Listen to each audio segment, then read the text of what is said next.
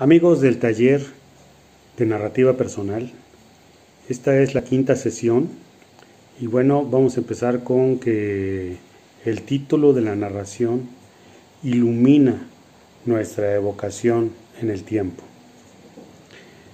Quedaron algunas cosas pendientes en la charla que tuvimos con el escritor Jorge Enrique Escalona del Moral el día martes. Algunas inquietudes que salieron en esta sesión fueron cómo ponerle el título a mi texto, cómo ponerle el título a mi narración. Entonces, creemos que se hace necesario platicar sobre ese tema porque, bueno, podemos tener una linda historia y un mal título. Podemos tener un buen título que atraiga y la historia no dé para mucho, pero esperemos que aquí todas las historias que ustedes hagan salgan muy bien.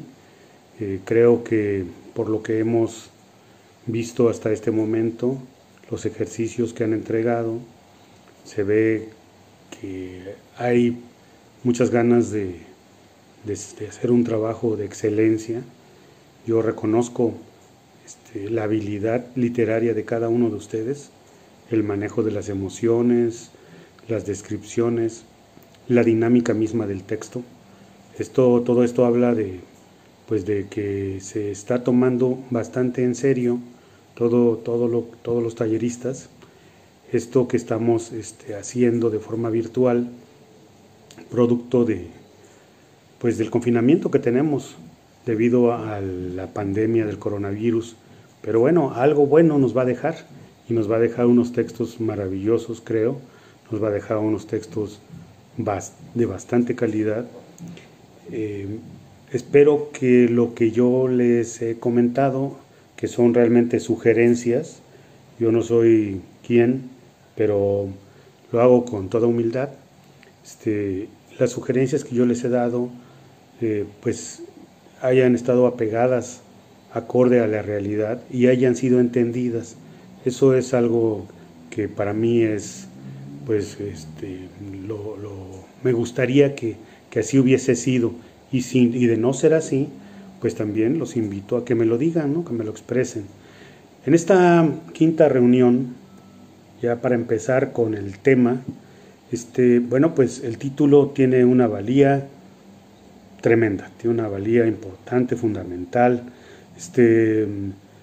Para muchos de los que estamos en este taller, habían solamente ejercido las letras a través de la poesía, como un elemento creativo, pero bueno, se habrán dado cuenta que cuando hacemos prosa, pues se utilizan otro tipo de herramientas, y afortunadamente, bueno, pues hemos sabido diferenciar lo que es la narrativa personal, que ahí se habla en primera persona, con un texto desde mi persona, desde yo mismo, y no de la ficción, donde no hay diálogos con otras gentes, porque imagínense que ustedes estuvieran no escribiendo, sino que estuvieran narrando a otra persona, a un familiar, un acontecimiento que le sucedió en el día, en el transcurso del día. Llegan a su casa y lo comentan. Entonces, si lo dijeran empiezan a describir, y de repente sacan a otro personaje, y ese personaje tendrían que hacer la voz del otro personaje, y después regresar a la suya propia. No se puede hacer una descripción narrativa, verbal, utilizando dos personajes. Se tiene que hacer con un solo personaje. Ustedes son el personaje, son quien escriben y son el actor principal de las historias. Por eso es que yo les comentaba que se debe de hacer siempre con la perspectiva de una sola persona, que sea la que describe desde el inicio hasta el final.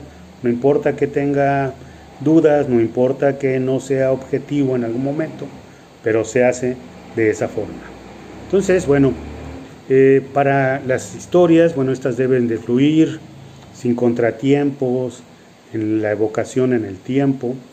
Y como lo comentaba Enrique Escalona, el hacer un buen título nos va a dar el redondeo de nuestra historia. Entonces, bueno, ¿cómo lo hacían algunos escritores o cómo lo hacen, ¿no? Encontré por ahí que Ernest Hemingway, al que ya mencioné en una sesión anterior, porque bueno, es uno de los escritores más importantes de los Estados Unidos del siglo pasado. Ernest Hemingway terminaba sus historias y ponía 100 posibles títulos. De esos 100 posibles títulos iba tachando, iba descartando los que veía que no se acercaban a la historia misma. Terminaba, no escogía ninguno, hacía una nueva lista con menos títulos hasta que alguno le gustaba y es el que tomaba como propio, ¿no? Yo, como un ejercicio, bueno, pues hay varias formas, como les voy a indicar. No pido que hagan 100 posibles títulos, pero podrían hacer un ejercicio parecido al de Hemingway y poner 10 títulos posibles a su historia y de ahí descartar y tomar uno. Esa es una opción. Quiero comentarles que en lo personal a mí me agrada, o lo que yo utilizo es buscar dentro de la historia misma alguna frase, alguna palabra que tenga que ver con mi relato, pero también que esté inmerso una palabra o una frase que esté inmersa dentro de lo que yo estoy narrando. Entonces yo de ahí tomo mis títulos, ¿no? Para cuando yo escribo. Yo hago una o dos columnas periodísticas a la semana y yo me veo en la necesidad de estarle haciendo títulos a cada una por semana. Yo hago, que será 8 o 9 títulos para mis artículos y tengo que estar buscando cuáles son, ¿no? Y a mí lo que me ha funcionado es eso, ¿no? Buscarlos dentro del mismo texto, una palabra, una frasecita que sea la que le dé sentido o algo. A lo mejor a veces no tomo de ahí, sino que busco una cosa que tenga que ver con lo que estoy escribiendo. Dentro de las cosas que se mencionaban en la videocharla que tuvimos el martes, también se decía acerca de títulos sorprendentes. Bueno, si los títulos muchas veces deben ser sorprendentes, que impacten, que llamen al lector a que los lea, pero siempre y cuando sean objetivos. No podemos poner un título que no tenga nada que ver con la historia. Eso es incorrecto, es completamente incorrecto, porque estaríamos cayendo en lo que en el periodismo es el amarillismo, poniendo una cosa y diciendo, y el texto dice otra, ¿no? Ahí estaríamos engañando a nuestros lectores. Entonces siempre hay que tomar eso en cuenta, ¿no? Otra de las cosas es ver los libros que tenemos en casa. Los libros que tenemos en casa, a veces vemos un libro y nos encontramos aquí, por ejemplo, tengo que dice 642 cosas que escribir. 642 cosas que escribir. O sea, si no tenemos una idea de qué vamos a escribir, bueno, pues tomamos este libro y entonces aquí nos vamos a encontrar 642 cosas que podemos escribir. No lo estoy promocionando, nada más lo estoy dando como ejemplo. Entonces yo veo 642 cosas que escribir. Entonces, bueno, después me voy a la cuarta de forros. Algunos le dicen contraportada, pero en realidad se llama cuarta de forros. Me voy a la cuarta de forros y veo de qué se trata el libro que tengo.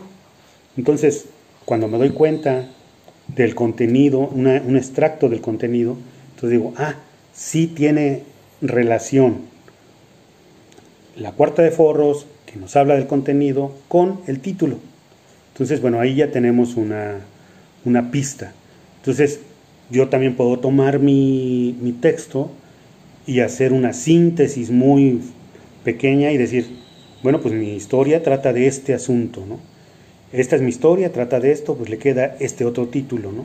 Ves 2 o 3 libros y de ahí también puedes tener la idea de qué ponerle a tu narración personal. Otra de las cosas que comúnmente los editores siempre están promoviendo entre los escritores que tienen es que los títulos sean cortos, que lleven un artículo y una palabra que signifique, que represente, ¿no? El salto, por ejemplo, la escondida, el brote, la madrugada, la madriguera, la tormenta, la arboleda, las golondrinas, no sé, y así. O sea, a lo mejor cuando están ustedes haciendo una narración, había unas aves, unas golondrinas que estaban por ahí volando, y esa puede ser el título de su historia, ¿no? Los títulos largos, hay algunos autores que dicen que son recientes, pero en realidad no son recientes los títulos largos. Recuerdo que Gabriel García Márquez tiene un libro, uno de sus libros que dejó como legados, tiene un título bastante largo. Los títulos largos te dan una idea más amplia de qué es el tema que tú estás tratando o cuál es el tema que tú escribiste. Por ejemplo, en el libro de Gabriel García Márquez, que se llama La triste historia de la Cándida Heréndida y su abuela la desalmada, ¿no? Esto es un título bastante grande, ¿no? Y así como ese, recientemente hay algunos libros que tienen títulos amplios, ¿no? Ahí es de gustos, ¿no? De lo que ustedes quieran poner, que quieren impactar. Otra de las formas para poner un título es poner una metáfora o poner un refrán, ¿no? Jarrito nuevo, 3 puntos suspensivos, ¿no? O sea, que uno mismo dice, ¿dónde te pondré? Entonces, esto habla de una relación novedosa y que a lo mejor no fue lo que se esperaba, no sé. Del dicho al hecho, ¿no? Del dicho al hecho hay mucho trecho, no sé, hay algunas, hay muchísimas. Los mexicanos tenemos una de refranes, infinitos, bueno, no infinitos, pero muchísimos, ¿no? Cientos. Me atrevería a decir que quizás miles, ¿no? Otra de las formas de poder poner un título a una narración, como las que nosotros estamos haciendo, es ponerle dos palabras que a lo mejor sean contrastantes, que no van en el mismo sentido, ¿no? Como el agua y el fuego, por ejemplo, o la noche brillante. O sea, la noche es oscura, pero el brillo, ¿no? O sea, la noche brillante, por ejemplo. El sol fue mi sombra. O sea, que está así, ¿cómo que el sol fue su sombra? Entonces, pues eso despierta alguna inquietud, ¿no? Tulipán blanco en la oscuridad, no sé, hay tantas cosas que podríamos poner, ¿no? También, otra de las cosas que pudiéramos poner en nuestra narración, si nuestro personaje, estoy hablando de mí, de mi historia, pero si mi historia tiene que ver con mi padre, con mi madre, con mi vecino, con mi abuelo, con mi sobrino, mi sobrina, con algún familiar o algún conocido, y su nombre es Juan, Pedro, María, Miguel, pudiera ser así un título como lo hizo Juan Rulfo, como Pedro Páramo, ¿no? Piedra sobre piedra, Pedro Páramo. O Lolita, o Don Juan Tenorio, cosas así, ¿no? O sea, también el título pudiera ser el nombre de alguna persona. Y bueno, yo les quisiera comentar que mi experiencia personal, yo estuve trabajando muchos años en Teléfonos de México, pero estuve trabajando en muchas cosas. Trabajé en varias empresas, compañías, pero me jubilé de Teléfonos de México. Teléfonos de México, muchos años, fui obrero, hacía instalaciones, reparaciones, cambiaba postes, hacía infinidad de cosas que se llama la planta externa, o sea, todos los trabajadores que hay en la calle, ¿no? En los postes, en los cableados, en los pozos. Y esto tiene que ver porque al final de mi carrera laboral pues estuve en una oficina debido a los años de trabajo, y cuando yo tuve la oportunidad de jubilarme lo hice. Me pude haber quedado unos años más, pero yo sentía que podía yo hacer alguna otra cosa en mi vida, y entonces pues yo ya traía pues muchas lecturas y yo quería escribir, yo quería vivir la experiencia de escribir, por eso traía yo una pasión con las letras, por eso es que me jubilé y entonces me puse a escribir realmente sin tener conocimientos pues prácticamente de nada, ¿no? O sea, había tenido unos talleres, unos cursos, pero nada así de profundidad en ese momento. Entonces, pero yo quería dar ese salto, ¿no? Ese salto de mi actividad laboral a otro tipo de actividad, un poco más cercana a la escritura, a ser escritor, cosa que nunca lo voy a lograr, pero bueno, el asunto fue de que cuando yo terminé mi primer libro, le puse precisamente el salto, que es, o sea, ¿cómo estaba la justificación de ese nombre?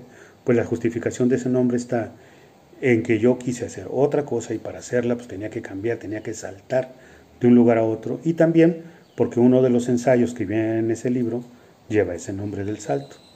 Entonces, bueno, yo les comento cómo es que podemos hacer el manejo del título para cuando hagamos nuestra narración y no nos perdamos ahí por mucho tiempo. Sí hay que pensarle, pero ahí tienen algunas herramientas que podemos utilizar para buscar un nombre que le quede perfectamente a su historia. Entonces, voy a regresar nuevamente para hablar sobre cómo finalizar un texto.